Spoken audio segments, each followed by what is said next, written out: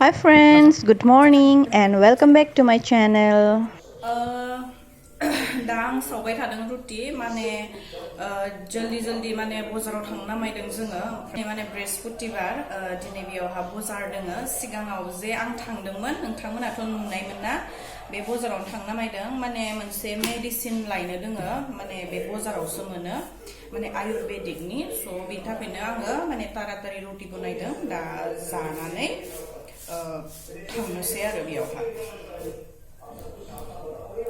Hi friends, अभी मैं बना रही हूँ रोटी। आज हम लोग जाने वाले हैं मार्केटिंग करने के लिए, हस्बैंड एंड मी। जो बड़ा सा मार्केट मैंने पहले ब्लॉग में आप लोगों को दिखाई थी, उसी मार्केट में हम लोग जाने वाले हैं। हस्बैंड का भी आज ड्यूटी नहीं है, उसका इलेक्शन का ट्रेनिंग है आज शाम को। इसलिए सोची कि आज वैसे भी मार्केट का डे है तो मार्केट में ही जाके आती हूँ। मैया माने गाखेरखौनो फुदुंनाय जायासै दासो दिनैसो माने फुदुंसै आरो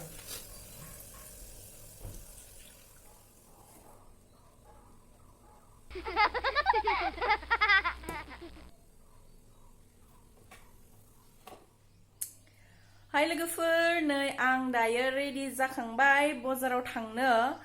ओमफ्राय माने थांसिगौमोन गाखेरवालाखौ नेबाय थादों जि गोबाव जाबाय 11टा जाबाय बेलेग दिनाव बे 10:30 हायो दिनै मिथिया मानो एसां गोबाव जादों आं मानसिखौलाय नुहुरबाय बे खाथि खालाव माने बे गासिनोबो गाइखेर होयो नालाय नुहुरनाया नुहुरबाय आङो किन्तु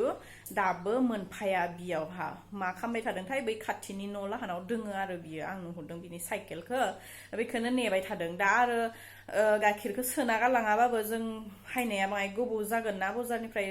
एटलिस्ट 1 घन्टाथ' लागोन नङाबा गाइखेरा हामा जागोन बोथोराबो माने गरम जाबाय बिनि थाखायनो साननायमोन सोना गालांनो फ्रिजआवहा किन्तु माने दाबो मोनफाया मानसियानो एकदम माला मोनफायगोन मिथिला बेखौनो नेगासिनो दाबो हदायबो न' सिङाव भिडिअ लायै लायै भिडिअ नायै नायै नोंथांमोनाबो बरिं जाबाय दां स' दिनै आङो बाजाराव थांगोन स' बे बाजारखौनो देखायनोसै आरो नोंथांमोननो बाङाय साङाय आरो माथो खालामनो आंहा उपाय गैया आंहा लाइफआनो बेनो हदायबो न' सिङाव आरो हौवायाबो बिथिं डिउटियाव थाङो थाबायहैनोबो जोंहा टाइमानो गैया बेबायदि आरो ओमफ्राय सानडे सानसे मोनो बेयावबो बेहा रेस्ट लानो लुगैयो स' माने सानदों जुलाइसोआवसो माहाबा थाबायहैगोन होननानै आरो नोंथांमोनाबो नुनो मोनगोन जुदि जों थाबायहैयोबा बाट प्लेनिं दोङो थांनायनि लास्ट इयारनो थांगोन साननायमोन किन्तु बे कर'ना भाइरासनि थाखायनो थांनो हायासै फाइनालि नै होलांबाय दायो सोना दिनसै आङो जल्दि जल्दि ओमफ्राय थांसै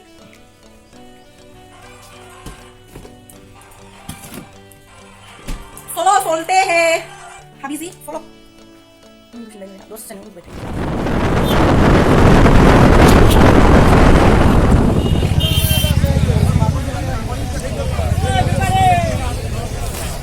हाय लोगोफोर दा फाइनालि बाजाराव मोनफैबाय नायबाय थादो नोंथांमोनाबो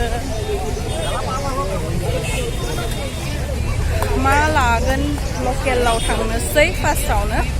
मैगं बिलाइ सिलाइ लानोसै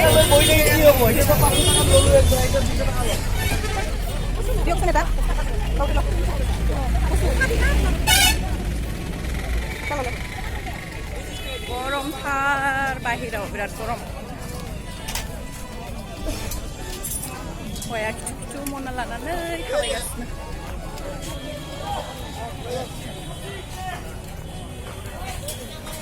बेयावहा माने आङो लाजिनायबो मोनो एकदम मानसिफोरा आंखौबो ला होनना बुङो आरो भिडिअ दायो थाबायनानै लाबोबाय थादोंमोन आंखौबो ला होननानैहा आरो गासिबो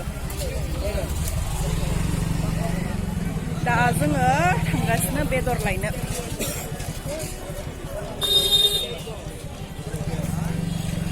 माने फैसा खुस्रा गैला नङाबा ओंखायनो बेदरखौ दा लाग्रोनांसिगोन नङाबा दा मैगं बायनायफोराव फैसा खुस्रा मोननाय नंला बाङाय खुस्रा दङमोन बेदों मैगं केटामान लाबाय दा देखायनोसै मा मा लादों नामा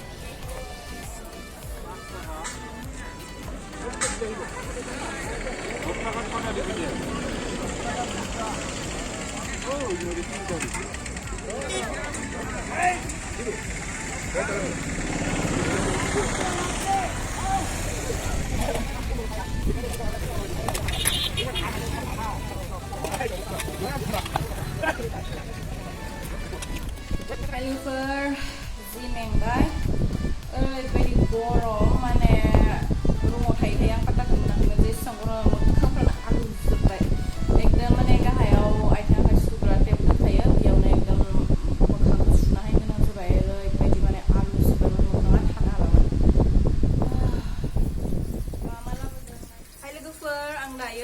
सुबाय थादों जल्दि जल्दिहै मा होनो हौवाहाबो माने ट्रेनिंआव थांनांगौ ना ओंखायनो जल्दि जल्दि नाखौ सुनानै दोनसै ओमफ्राय बेदरबो लाबोदों बेदरखौनो मोनसेल' मैगं संनानै तारातारि बेखौ जाहोहरनोसै दा आरो एकथायानो जाखासिगोन हाय फ्रेंड्स, मैं मार्केट से मछली लाई थी, वही मैं धो रही हूँ। अभी मुझे जल्दी जल्दी दोपहर का खाना भी पकाना है क्योंकि हस्बैंड को जाना भी है ट्रेनिंग में। सो अभी मैं जल्दी जल्दी पका के उसको खिला के भेजती हूँ।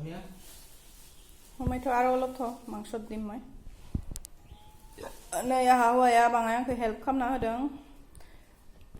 आं दायो तारातारि संनोसै बेदर नोंथांमोननो देखायगोन आं माबायदि सङो ओइ बाबु इथिं हालाय बाङाय इथिं हर जंग्ला सिदा नाय फाग्ला दारिखौबो सिननोबाबो सिनला बियो जि लदादा जागासिनो मोनसेबो जायि जायि लदा फाग्ला फै दे हाय लोगोफोर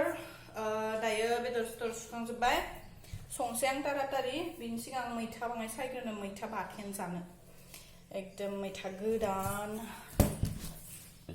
सायनोसै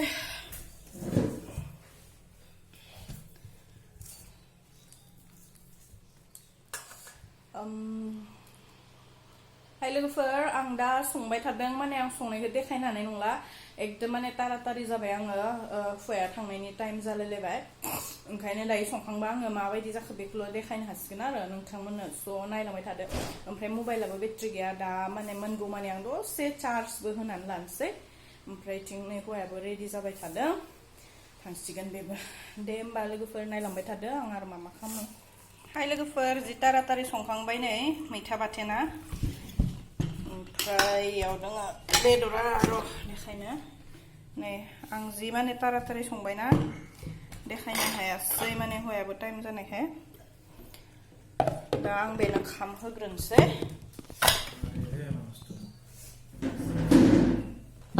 हाय फ्रेंड्स, फाइनली मेरा अभी कुकिंग भी हो गया। पहले मैं हस्बैंड को जल्दी से खिला के भेज देती हूँ क्योंकि इसको देर हो रहा है। अभी लगभग 2 ही बज चुका है और इसका ट्रेनिंग है 2:30 से 5:30 तक। सो पहले मैं उसको खिला के भेज लूँ, उसके बाद मैं खाती हूँ।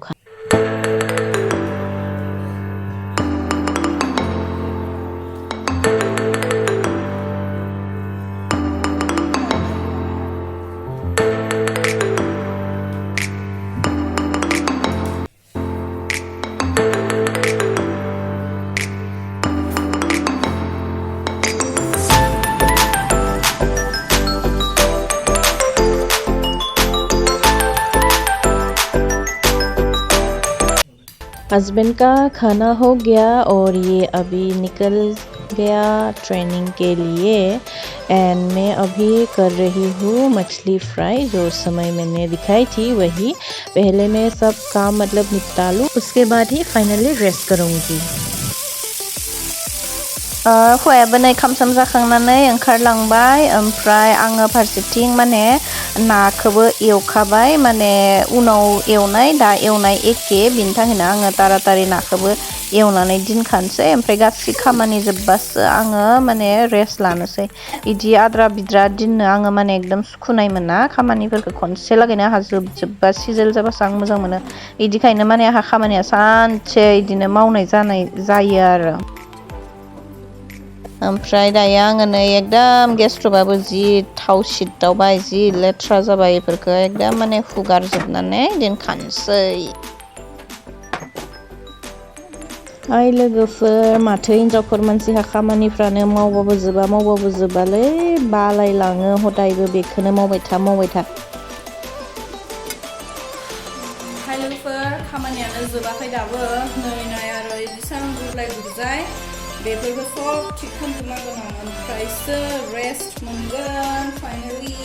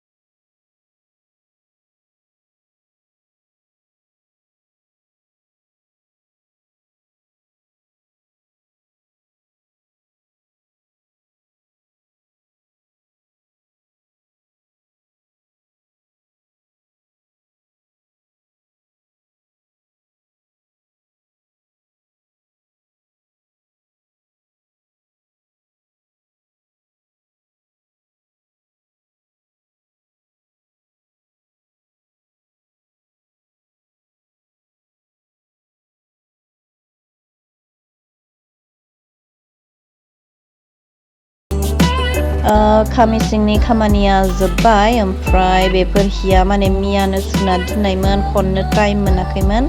दायो गासिखौबो आङो खनखाना दोननोसै हाय फ्रेंड्स किचन का काम तो फाइनली ख़त्म हो गया ये सब कपड़ा मैंने कल ही धोई थी लेकिन फोल्ड करने के लिए टाइम नहीं हो रहा था तो इसलिए अभी मैं ये सब फोल्ड करके रखती हूँ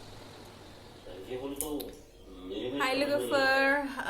आं दायो माने हिसि खनखांनानैहा दसे टिभि नायनोसै सानदों टिभि नायनोसै माने नायगासिनो क्राइम पेट्रल होदों बिराद उन्दुनोबो ओंखारबाय आङो एकदम माने मेंनाय मोन्दों सान्दुङाव एकदम दहाय बाजाराव थाबायना हायनानै खर'खौनो बिराद सानाय मोनबाय ओमफ्राय दा आरो उन्दुबाबो आद्रा बिद्रासो जागोन हौवाया मोनफैखासिगोन बेनिखायनो माने आङो एकदम उन्दुनोबो हाला दायो दा 4:10 जाखाबाय 4:30सिमल'सो जागोन ट्रेनिंआबो बेहा स' उपाय गैया दा बेखौ दसे नेनोसै आङो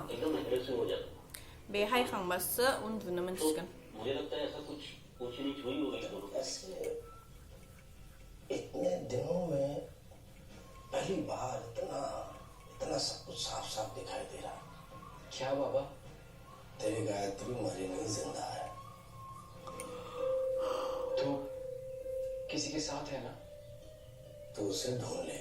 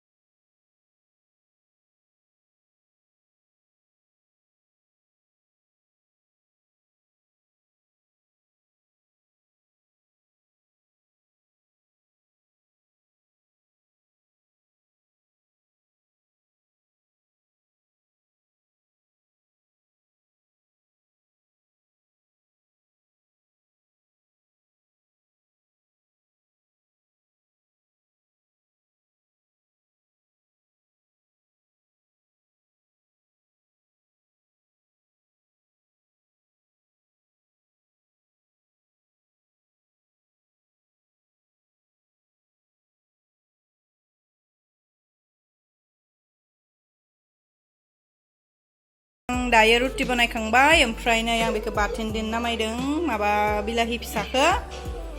धनिया सामब्राम गुफुर फानलु होनानै ओमफ्राय जों टिभिबो नायबाय थादों